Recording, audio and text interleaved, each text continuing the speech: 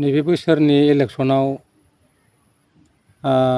सोर जेनगोन सोर देरहागोन माने बयखौबोथ' बुंनो हाला मानो होनबा बर' हारिनि गेजेराव माने खौसेयाथ' गैखायासै जायासैसै माने बेयाव 100% होननानै बुंजायो माने मोनथाम पार्टियावबो माने देरहानाय नङा बयबो मोनसे पार्टियाव देरहानाय नङा माने नांबावगौ आरो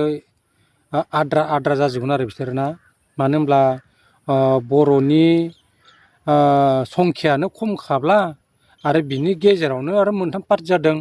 अब्ला बोरै देरहागोन बेनिखायनो जेसेखिनि होख्राव होसिख्रावलायनानै गावजों गाव दाङाबाजि बुलाय मारा खाथा खालामबाबो खामानि होनाय नङा गावनो गाव नांलाय खमलाय सैलायै लामा ससे बेरायनो हायै जालायगोन बर' हारिया गावजों गाव बुथारलायनाय जालायगोन नाथाय बै इलेक्सननि थाखाय माने गावजों गाव सुथुर जालायनाया जोबोद गोरोन्थि बेखौ बर' हारिया खौसे गावखौनो गाव साननानै जुदि खौसे जायोब्ला राननानै जुदि जायोब्ला बेसे गिदिर गेरेमसा न'खर जागौमोन बे बर' हारिनि गेजेराव बेखौ माने बर' हारिया दाबो बुजिया गोबां फाराग दं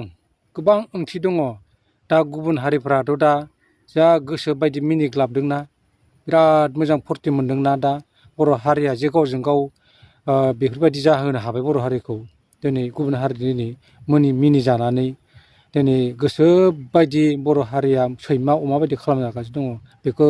बर'नि दैदेनगिरिफ्रा बयबो बेखौ एसे थाल लानांगौमोन आरो बुजिनोबो रोंनांगौमोन बेखौ मालाबाबो बुजिनो रोङाखै आरोना